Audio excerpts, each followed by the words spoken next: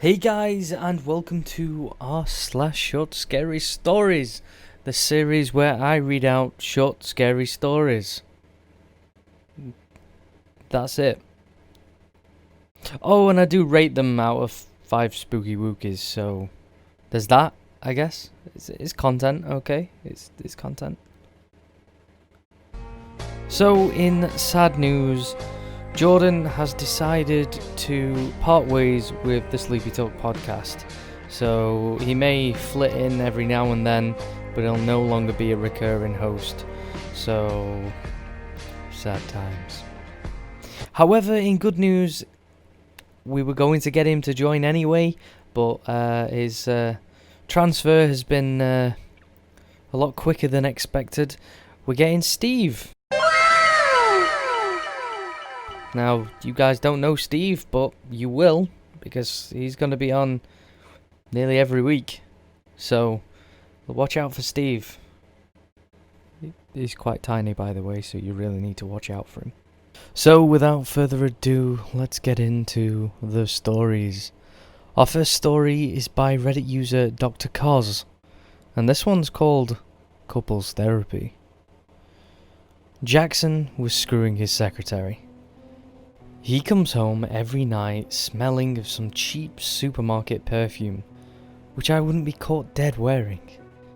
And this is the 4th one he's had in the last 6 months. Did I need more proof?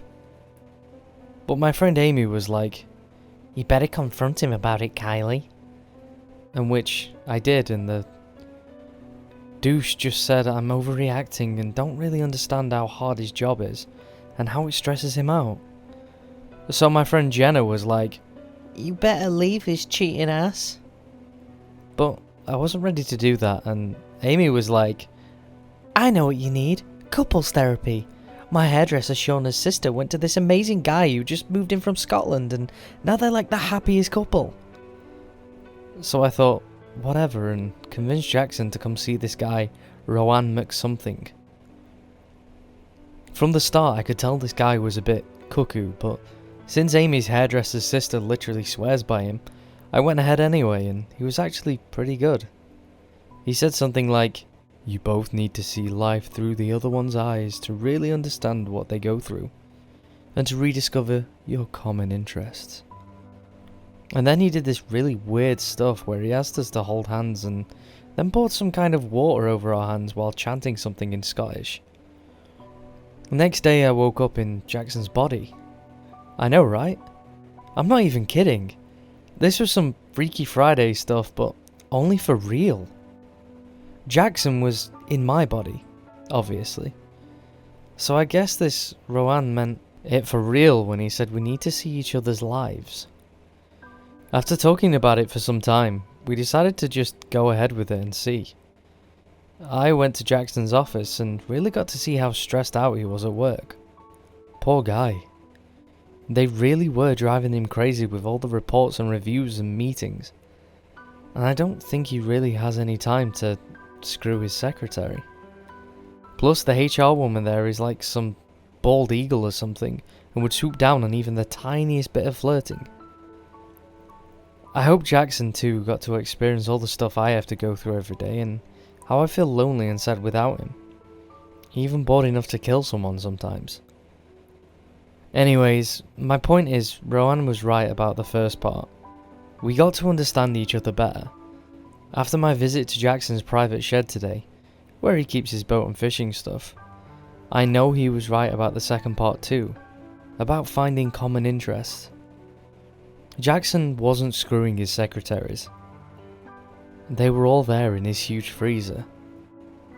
And I really hope he goes into our basement and opens the freezer I keep there, and finds our old gardener, plumber, and pool boy.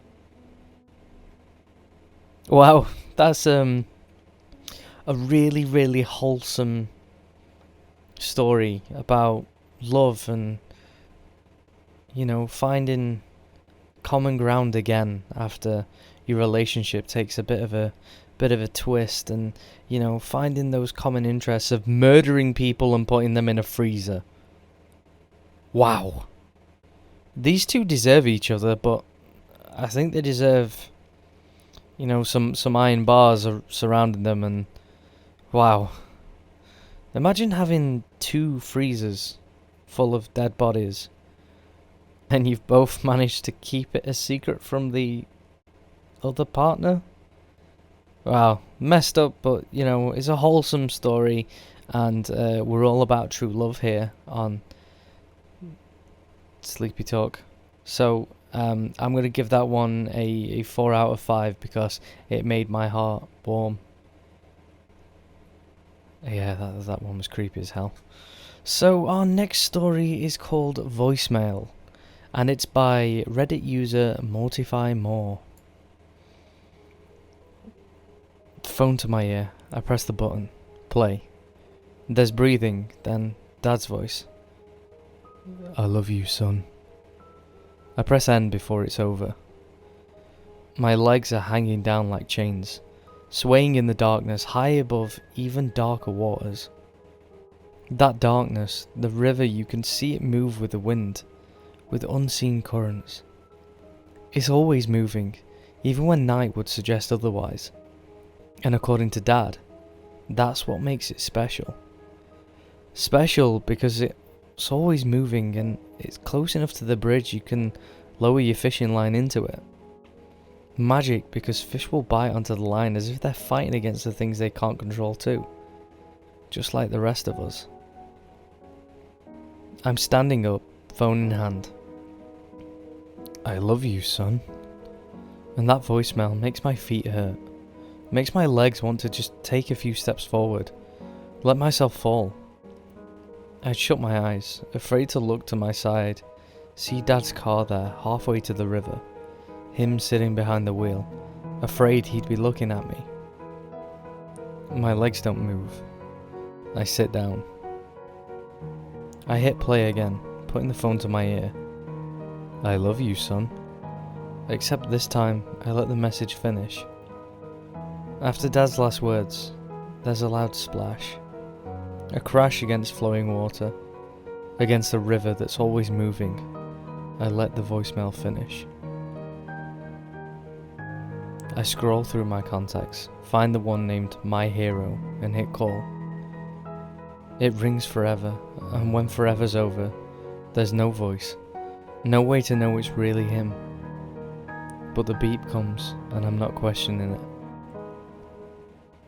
I love you too, Dad.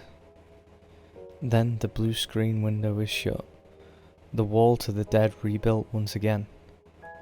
At the bottom of the river, inside a car that can't be swept away, Dad's phone buzzes, letting me know he's got my message. I mean, that's just really sad. Like, it is scary, because I don't know what I'd do if, like, my dad or mom or sister or partner or child, you know, just drove into a river to die, you know. And I think it really sort of hits you in the feels when he scrolls through his contacts and finds the one named My Hero.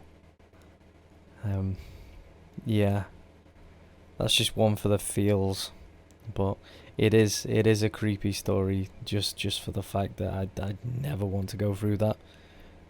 Nah, it's not for me, thanks. So I'm gonna give that one a 4 as well, because that one just hits you right in the feels.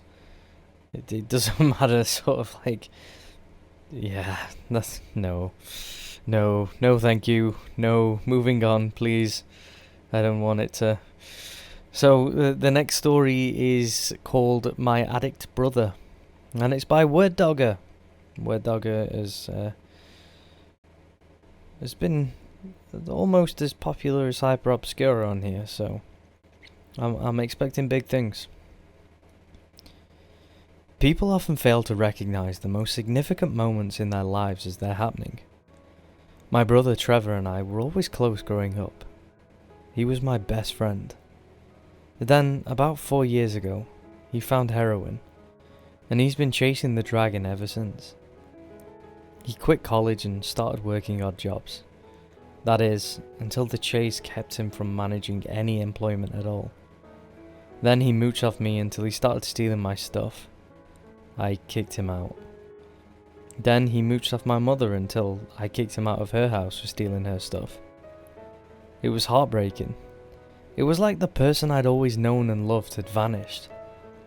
Perhaps needless to say, the last time I saw him, it hadn't gone well. That was 2 years ago. I've since moved to California, to Oakland, and I live in a small apartment with my girlfriend. Late last night, about 2:30, there came a knocking on our door. It was alarming. I told Christy to stay put while I went to see who it was. I opened the door and, to my sincere surprise, Trevor was standing there. Honestly, it hadn't even occurred to me that it might have been him. Last I heard, he'd been living in New York. If you could call being homeless and panhandling for drug money living. He looked the part. Hey James, he said. Can I come in? Frankly, I wasn't sure I wanted him to. I'm sure he saw that in my eyes. I don't want to stay, he explained. I just want to talk. I invited him in. By then, Christy's curiosity had gotten the better of her, and she joined us in the den. I introduced them. Then there was some awkward small talk, but not much. He cut to the chase.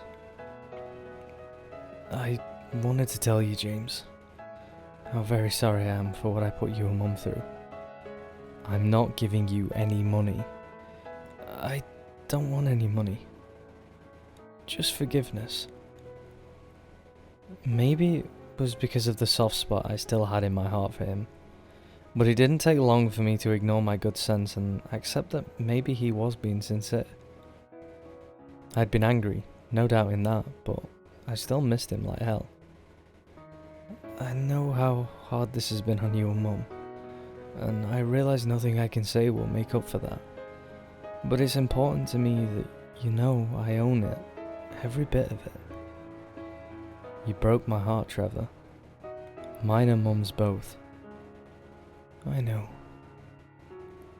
He didn't stay much longer, nor did he say he'd come back the next day.